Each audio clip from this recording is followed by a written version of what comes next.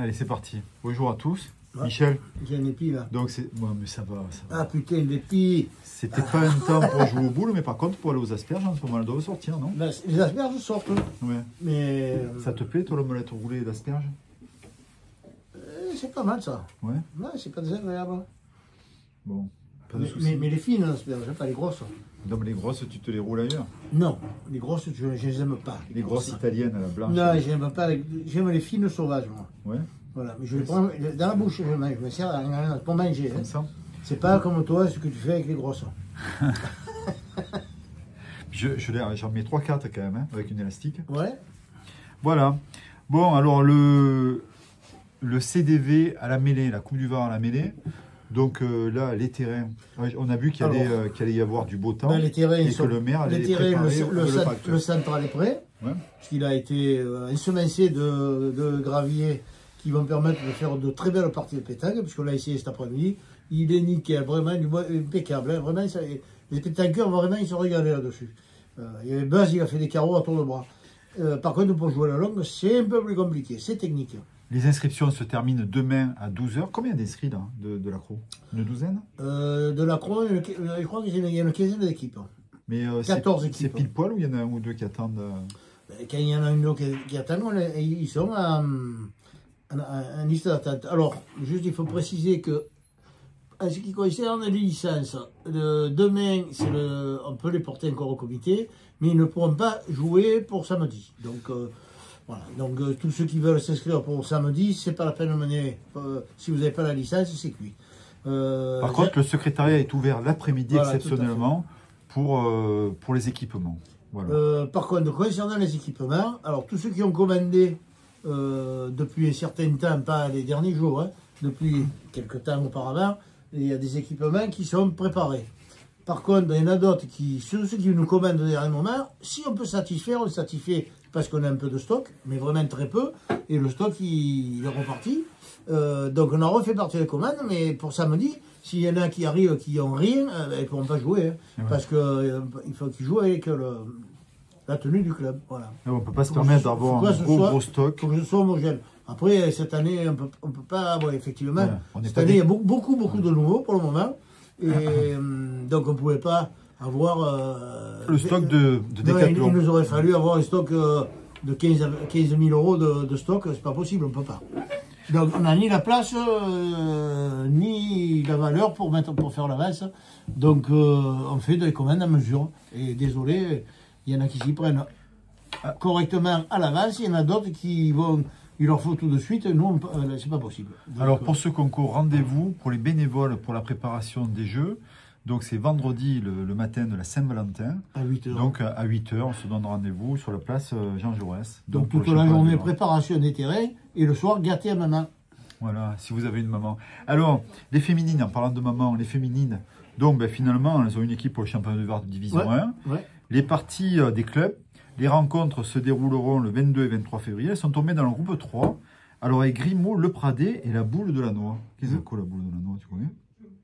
C'est à côté du noyer. Ouais. Donc la boule de la noix, issue du noyer. Donc si on met la boule du noyer, ça fait quand même un peu dur, non? C'est la boule du noyer, c'est comme les boules du pendu. Hein. Donc c'est pas amusant. Donc là, la boule de la noix, mais franchement, je ne sais pas où c'est. Il faudra qu'on regarde. Il va falloir qu'on hein. se renseigne, qu'on demande où c'est. Alors les résultats. Franchement, on est bête. Ouais, on est dessus. Résultat, Henri Lacroix, alors c'était à la frontière en Suisse, et c'était en Suisse ou en France? C'était à la frontière franco-suisse. Saint-Julien en Genevois. Alors la légende dit que il faisait une main en Suisse, une main en France, une main en Suisse, une main en France. Ils envoyaient de la Suisse à la France. Voilà, c'est ça, et inversement. Donc, voilà. La dernière main, elle s'est déroulée en Suisse ou en France? Je crois qu'il a pris un lot.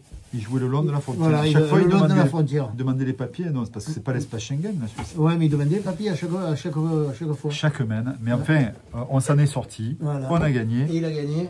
Et du coup, ben, Ligan de son côté. Il jouait avec Simon Cortez et notre ami à eux. Donc voilà.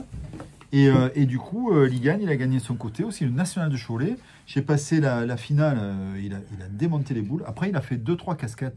Hein, tellement il tape dans le ventre que des fois il fait des petites casquettes. Non, mais il a bien tiré, on peut il dire. A très très bien tiré. Malgré les casquettes, ce qu'on peut dire, c'est chapeau. Ouais, chapeau. Ouais, bravo. Alors ensuite, victoire en triplette, il y a eu aussi Chloé, Benoît Trandvan et Philippe Loati. Le grand Philippe Loati, qui ont fait un beau parcours à la Londe. Hein. Ouais. Donc voilà. Bon, il paraît que Philippe Loati, en finale, il a fait arrêter les voitures qui passaient, l'arbitre qui se mouchait, la buvette qui donnait à boire. Plus personne n'osait faire de bruit. Donc ça y a servi puisqu'il a gagné. Hein. Donc bravo Philippe. Qu'est-ce qu'il faisait là? Il tirait ou il faisait le milieu? Il fait tout. Il fait tout. Bon. Non, il tire où il est milieu, où il tire. Hein, alors il y a eu aussi Patrice aujourd'hui qui est allé un peu moins loin, mais quand même il est allé jusqu'en 16e de finale de la Valette, dans des conditions atmosphériques vraiment particulières. Alors, donc quand même bravo. Voilà. Parce que quand on les a vus jouer sous des trombes d'eau, on s'est dit il faut vraiment aimer le jeu provençal. Voilà, bravo à Patrice, parce que le matin, on est allé les voir, ils finissaient, ils jouaient à Nieki, il pleuvait, il brûlait, ils étaient gelés, ils sont sortis d'une partie complètement qui était à leur défaveur, puis finalement, les 2 dernières semaines, ils ont fait du beau jeu, parce qu'il fallait tout envoyer dans la boue, enfin voilà, et ils sont passés. La deuxième, je crois qu'ils ont gagné, parce qu'ils ne sont pas venus l'après-midi. Et après, il a tiré le blanc pour les 16e. Donc voilà, c'est fait un joli parcours. On appelle ça un parcours Gérard Vivier. Parce qu'il est habitué à ça. Gérard Vivier, l'année dernière, il a joué. La première, ils étaient malades, ils ne sont pas venus. Il a tiré derrière. Et la deuxième, il a eu l'impair. La troisième, il a tiré le blanc. Donc il a perdu le dimanche. Non, on a gagné quand même 2 parties aussi. Hein. On a gagné, mais après il avait pris le soleil. Le soleil. Et si ça avait continué, la 4e, ils étaient un peu sur l'autoroute parce qu'ils avaient crevé des 2 pneus. On était même c'est bien, c'est bien. Donc, c'est des anecdotes boulistes qui font que quelquefois, on se retrouve en quart de finale, je ne sais pas pourquoi, mais tout va bien, ça se bien agréable. On mange la caillette, on boit un coup, un petit coup de rosé le matin, et tout va bien.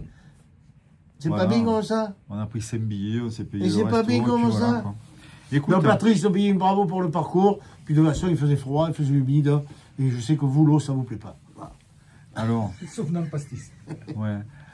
Et alors aussi, c'était l'anniversaire de Tony Anolo et de Mathieu. Donc, bon anniversaire. Et puis, on n'a pas pris de sponsor. C'est vrai, on l'a dit, bon anniversaire à notre ami, notre grand Tony. Et puis notre Mathieu, notre ancien footballeur pro. Ancien footballeur qui s'est mis à la pétanque au jeu provençal, mais avec une grande qualité, une grande adresse. Je pense qu'il s'améliore de jour en jour. Hein. Franchement, hein. Ça lui plaît. Il est en plus un sportif. Bon. Voilà. Et ça, prochain concours, c'est samedi à Carcarade, à la longue, au jeu provençal, 2-2. Et nous, à l'accro, le championnat du Var, donc 3-3 à la mêlée. Voilà. Donc on a presque fait le tour de l'actualité bouliste. Bon, il y en a encore. Hein. Il faudrait faire une émission spéciale sur les tenues, sur la politique de la fédération concernant les tenues, concernant l'alcoolémie. Et on ne parle pas de chichon. Le chichon, j'ai rien contre le chichon, que ce soit chez vous et tout. Mais à partir du moment où c'est dans un lieu public, voire à côté d'un terrain de boule, ça aussi. Et l'asperge, on a le droit. Interdisent le chichon. Fumer de l'asperge. Fumer de l'asperge. Pas terrible pour la prostate, mais bon, c'est meilleur que le chichon. C'est différent. Ben écoutez, on vous souhaite qu'est-ce que tu fais, toi, l'asperge, un bon week-end de bouliste. Tu vas y aller demain aux asperges? Gérard va aux asperges, mais si vous voulez avec lui, c'est bien volontiers. L'omelette roulée d'asperges. Mais comme on approche de la Saint-Valentin, si vous avez vos maîtresses ou si vous êtes engueulé votre femme, envoyez-lui, il s'en occupe.